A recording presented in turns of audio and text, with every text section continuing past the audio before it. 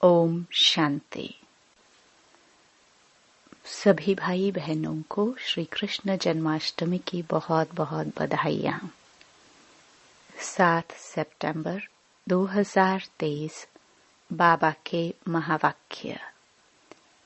मीठे बच्चे, विचार सागर मंथन कर श्री कृष्ण और परमात्मा शिव के महान अंतर को स्पष्ट करो। श्री कृष्ण जन्माष्टमी से संबंधित प्रश्न। ब्रह्मा बाबा अपने आप से क्या बातें करते हैं? उन्हें वंडर क्या लगता है? उत्तर। ब्रह्मा बाबा अपने आप से बातें करते।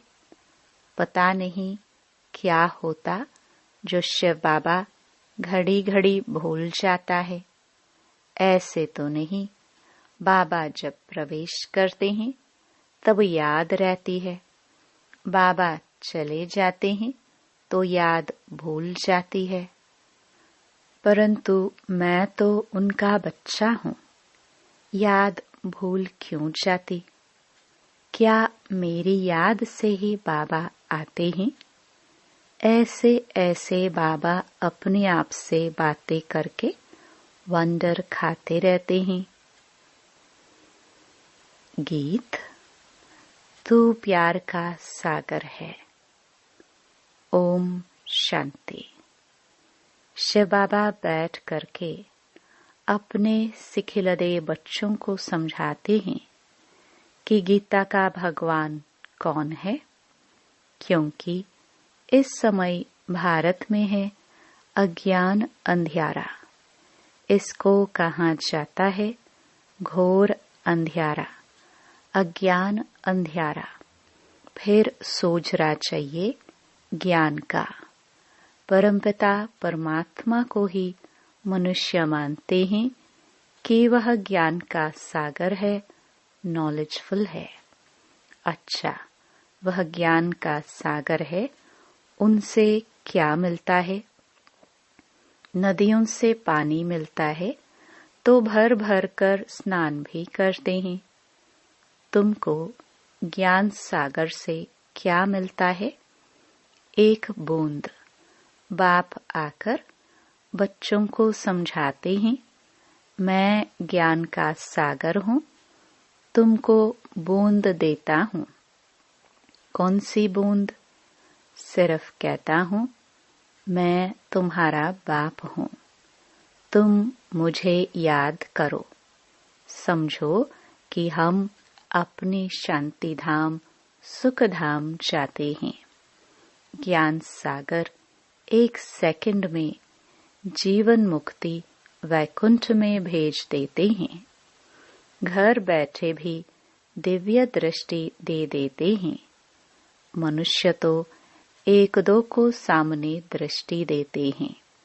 बाबा घर बैठे साक्षात्कार करा लेते हैं। एक बूंद मिलने से तुम यहाँ से चले जाते हो। यहाँ बैठे बैठे तुम वैकुंठ में चले जाते हो। अब बाप बैठ समझाते हैं, गीता का भगवान कौन है? वह है ज्ञान का सागर, निराकार। मनुष्य तो गाते हैं श्री कृष्ण के लिए। अब तुमको समझाना है, श्री कृष्ण ने ज्ञान नहीं सुनाया। पहले पहले तो कहते हैं श्री कृष्ण ने माता के गर्भ से जन्म लिया, कंसपुरी थी। फिर आवाज हुआ, हे कंस, तुमको मारने वाला आ चुका है। यह तो जानते हो सब असुर है। कंस, जरासंधि, अकासुर, बकासुर, पापात्मय सबका विनाश करने के लिए उनका जन्म दिखाते हैं। तो श्री कृष्ण ने जन्म लिया। वह तो छोटा था, फिर ज्ञान कब दिया? वह तो युद्ध के मैदान में श्री कृष्ण का बड़ा रूप दिखाते हैं, छोटा तो नहीं दिखाते हैं। वैसे ही श्री कृष्ण जयंती के बाद फिर गीता जयंती दिखाते हैं। कुछ समय के बाद जब वह बड़ा हुआ तब ज्ञान दिया होगा। यह भी दिखाते हैं जन्म लिया है। टाइम भी दिखाते हैं रात्रि के समय। यहाँ तुम देखते हो शिव बाबा की पधरामणि हुई है। कोई को पता नहीं कि कब प्रवेशता हुई। शिव बाबा तो बच्चा बना नहीं है, वह तो बूढ़े वानप्रस्थ अवस्था में आया है। कब आया उसकी डेट है नहीं। श्री कृष्ण के तो तिथि तारीख है और वह गर्भ से पैदा हुआ है। यहाँ शिव बाबा तो ज्ञान का सागर है, उनको छोटा होना नहीं है। जो फिर बड़ा होकर ज्ञान सुनाए। श्री कृष्ण का जन्म तो स्वर्ग में हुआ। वह किसको राजयोग सिखला न सके, क्योंकि खुद ही राजा है। बरोबर तुम जानते हो, निराकार बाप ही आकर राजयोग सिखलाते हैं। पतित को पावन राजाओं का राजा बनाते हैं। उस हद के रात और दिन तथा इस बेहद के रात और दिन के अर्थ में भी फर्क है। यह है संगम। जबकि ब्रह्मा की रात पूरी हो, ब्रह्मा का दिन शुरू होता है। यह है बेहद की रात्रि, अज्ञान अंधियारा। सतयुग में है सोजरा। उस रात की बात नहीं। वह तो श्री कृष्ण का जन्म रात में मनाते हैं। वह हुई हद की बात, यह है बेहद की। बाप कहते हैं मैं आता हूँ, मेरी कोई तिथि तारीख नहीं। कृष्ण राम आदि की तो तिथि तारीख है, मुख्य है ही दो। अभी श्री कृष्ण जयंती आती है ना, उन्हों को समझाना है कृष्ण तो छोटा बच्चा है। रात और दिन तो ब्रह्मा का गाया जाता है। ब्रह्मा का दिन श्री कृष्ण है और ब्रह्मा की रात ब्रह्मा है। ब्रह्मा ही फिर सो श्री कृष्ण बनता है।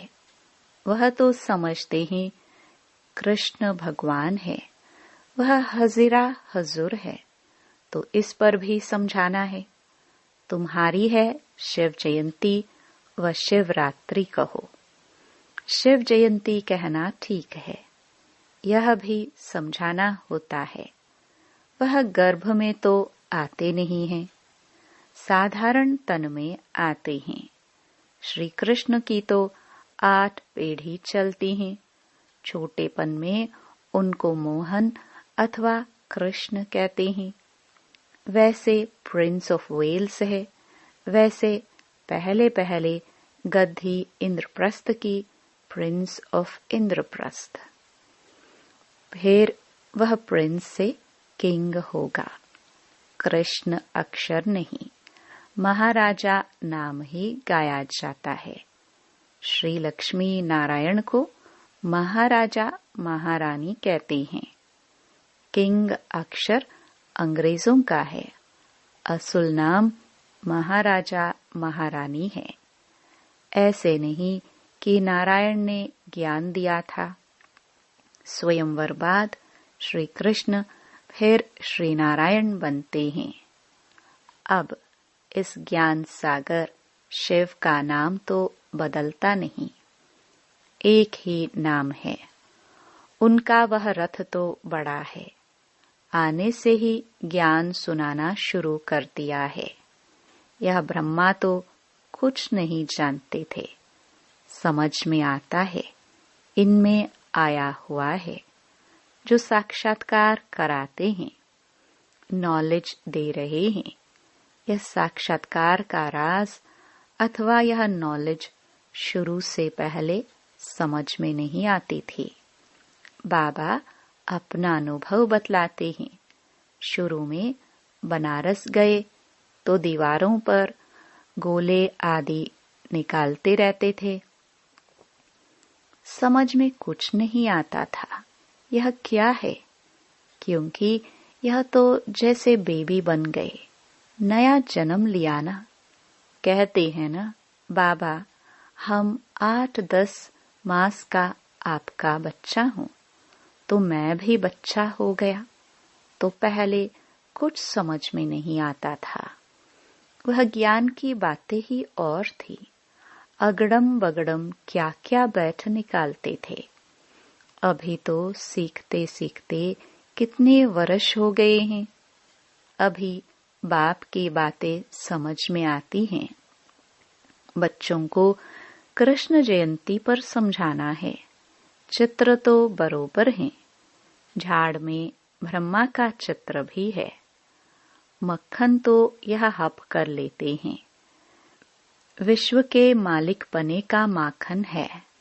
श्री कृष्ण तो सत्युग की प्रारब्ध लेकर के आया है। श्री कृष्ण है सत्युग का पहला प्रिंस, फिर उनके बच्चे भी प्रिंस बनेंगे। यह है उनकी प्रारब्ध, जो कलयुग में तो थी नहीं। तो यह सूर्यवंशी की प्रारब्ध किसने बनाई? गाया जाता है, ज्ञान सूर्य प्रगटा, अज्ञान अंधेर विनाश। ज्ञान सागर तो शिव बाबा है। वह आए हैं और स्वर्ग की स्थापना कर रहे हैं। कॉन्ट्रास्ट बतलाना है। श्री कृष्ण कैसे गर्भ में आया दिखाते हैं। वहां कंस, जरासंधि आदि थे, परंतु वहां सत्युग में असुर तो हो ना सके। असुरों और देवताओं की लड़ाई दिखाते हैं, तो जरूर असुर कलयुग अंत में होंगे, देवताएं सत्युग आदि में होंगे। दोनों की लड़ाई तो लगी नहीं है। महाभारत लड़ाई बरोबर है। देवताएं तो यहाँ हो ना सके। असुरों की असुरों से लड़ाई चली है। मुसलमानों का राज्य भी देखते हो, बरोबर यादव, कौरव, पांडव भी है। पांडव हैं नॉन वायलेंस, योग बल वाले। यहाँ तो रक्त की नदियां बहती रहती हैं। दुश्मनी तो है ना। पार्टीशन में रक्त की नदी अच्छी ही बही थी ना। भाई भाई की युद्ध हुई, भाई भाई तो है ना। लड़ाई उन्हों की लगती है, नहीं तो रक्त की नदी कैसे बहे। यह तो एक दो का खून करते हैं, तलवारें चलाते हैं, तब रक्त की नदी बहती है। और है यह संगम का समय। रक्त की नदियों बाद फिर घी की नदियां बहनी है। श्री कृष्ण तो छोटा प्रिंस है, फिर उनकी भी बैठ ग्लानी की है। उनको तो ज्ञान सागर कह नहीं सकते। देवताओं की महिमा तो गाई जाती है। सर्वगुण संपन्न, मर्यादा पुरुषोत्तम।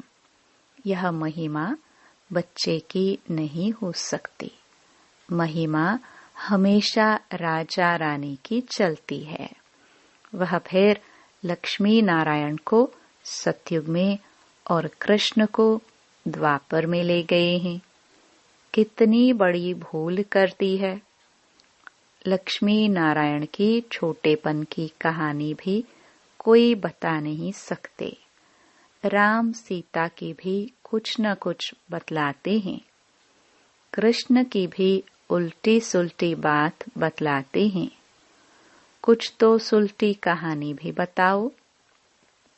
लक्ष्मी नारायण की तो महिमा गाई जाती है।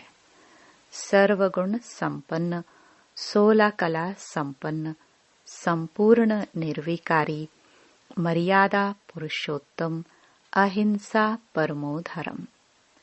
अच्छा, उन्हों को राज्य किसने दिया? मनुष्य का नाम सुन मूंझ जाते हैं। लक्ष्मी नारायण कहने से तुम चले जाते हो सतयुग में। यह है नर से नारायण बनने की कथा। श्री कृष्ण बनने की कथा नहीं कहते, इसको सत्य नारायण की कथा कहेंगे। सत्य कृष्ण की कथा नहीं कहा जाता। सच्चा बाबा ज्ञान सागर यह कथा सुनाते हैं। सारी सृष्टि के आदि मध्य अंत की कथा है। उसमें श्री लक्ष्मी नारायण की कथा भी आ जाती है। उनके 84 जन्मों की कथा दिखलाते हैं। श्री नारायण की कथा से बेड़ा पार हुआ। बरोबर बाप बैठ बच्चों को नर से नारायण बनने की सच्ची कथा सुनाते हैं। श्री नारायण तो बड़ा है ना। स्वयंवर से पहले कौन थे? क्या लक्ष्मी नारायण ही नाम था या दूसरा और कोई नाम था? है राधे कृष्ण, जिनका स्वयंवर बाद लक्ष्मी नारायण नाम रखा है।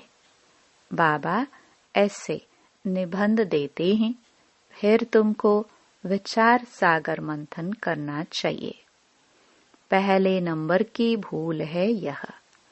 तुम जानते हो अभी है कलयुग। यादव कौरव पांडव भी हैं।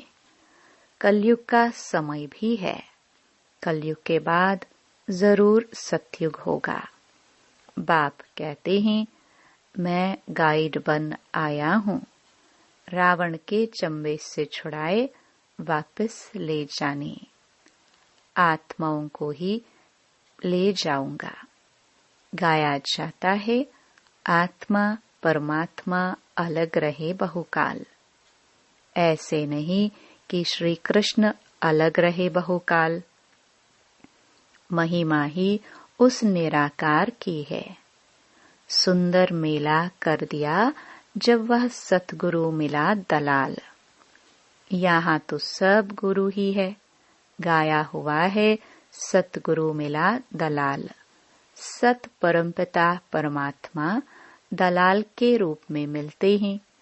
सौदा दलाल द्वारा होता है। यह भी सगाई होती है। आत्मा और परमात्मा अलग हैं। परमात्मा है निराकार। वह आकर इसमें प्रवेश कर तुम्हारी सगाई करते हैं। खुद दलाल बनते हैं। कहते हैं मुझ परमपिता परमात्मा को याद करो। इस शरीर में बैठ कहते हैं मामेकम याद करो। मैं तुमको माया रावण से लिबरेट कर साथ ले जाऊंगा। तुमको फिर राजाई देकर मैं निर्वाण धाम में बैठ जाऊंगा। कृष्ण थोड़े ही ऐसे कहेंगे। यह है ही आत्मा और परमात्मा। कृष्ण तो छोटा बच्चा है। बातें तो बहुत हैं समझाने की। तो बाबा ने समझाया है कैसे इसमें प्रवेशता हुई। फिर समझने लगा मैं राजाओं का राजा बनता हूँ। विष्णु का साक्षात्कार हुआ और दिल में बहुत खुशी हुई। फिर विनाश का साक्षात्कार भी हुआ, परंतु इतना समझ में नहीं आया। अभी समझते हैं। बाबा ने यह साक्षात्कार कराया, तुम नर से नारायण बनेंगे। परंतु उस समय इतनी समझ नहीं थी। जैसे बाबा रात को बतला रहे थे, पता नहीं क्या होता है जो शिव बाबा को याद करना भूल जाता हूँ। ऐसे तो नहीं, बाप जब प्रवेश करते हैं तब समझता हूँ बाबा आया है, याद रहती है। बाबा चला जाता है तो भूल जाता हूँ। पॉइंट सुनाते हैं तो फील होता है बेहद का बाप आकर सुनाते हैं, परंतु मैं खुद ही भूल जाता हूँ। क्या मेरी याद से ही आता है? ऐसे कहे मैं घड़ी घड़ी याद करता हूँ। भल आवे इसमें तो सबका कल्याण है, याद ही मुख्य हो जाती है। आए न आए बाबा को याद जरूर करना है। बाबा ने समझाया है कि गीता जयंती के बाद होती है कृष्ण जयंती। पहले तो शिव जयंती, फिर गीता जयंती, फिर कृष्ण जयंती। शिव तो बड़ा है, फट से आया और गीता सुनाई, छोटा तो नहीं है। इन बातों पर विचार सागर मंथन करना चाहिए, कैसे हम समझाए। पहले ख्याल करो, शिव किसको कहते हैं जिसकी रात्रि मनाई जाती है? सतयुग है श्री कृष्ण की राजधानी। नर से नारायण बनने की नॉलेज तो जरूर फादर ही देंगे। यह नॉलेजफुल है, और किसको नॉलेजफुल नहीं कहा जाता। गॉड इज नॉलेजफुल, रचयिता बीज रूप है। वही ड्रामा की नॉलेज सुनाएंगे। ड्रामा कब शुरू होता है और फिर कब पूरा होता है, किसको पता ही नहीं है। सतयुग से कलयुग अंत तक वर्ल्ड की हिस्ट्री, ज्योग्राफी कैसे रिपीट होती है, यह कोई समझा नहीं सकते। सुनावे वह जो त्रिकालदर्शी हो। त्रिकालदर्शी तो कोई है नहीं सिवाय एक के, वही तुमको त्रिकालदर्शी बनाते हैं। अच्छा, मीठे मीठे सिखिलदे बच्चों प्रति मात पिता बाप दादा का याद प्यार और गुड मॉर्निंग। रूहानी बाप के रूहानी बच्चों को नमस्ते। धारणा के लिए मुख्य सार। पहला, मास्टर नॉलेजफुल और त्रिकालदर्शी बन श्री कृष्ण और परमात्मा शिव के महान अंतर को स्पष्ट कर घोर अंधियारे से निकालने की सेवा करनी है। दूसरा, बाबा जो ऐसे निबंध देते हैं उस पर विचार सागर मंथन करना है। ख्याल करना है कैसे किसको समझाए। वरदान। बुद्धि के चमत्कार द्वारा आकार में साकार का अनुभव करने वाले दिलाराम के दिलरुबा भव। कई बच्चे आए भल पीछे हैं, लेकिन आकर रूप द्वारा भी अनुभव साकार रूप का करते हैं। ऐसे अनुभव से बोलते कि हमने साकार में पालना ली है और अब भी ले रहे हैं, तो आकार रूप में साकार का अनुभव करना यह बुद्धि की लगन का, स्नेह का प्रत्यक्ष स्वरूप है। यह भी बुद्धि के चमत्कार का सबूत है। ऐसे बच्चे ही दिलाराम बाप के समीप दिलाराम के दिलरुबा है, जिनके दिल में सदा यही गीत बजता है, वाह मेरा बाबा वाह। स्लोगन। त्यागी आत्मा के हर कर्म व कदम में सफलता समाई हुई है। ओम शांति।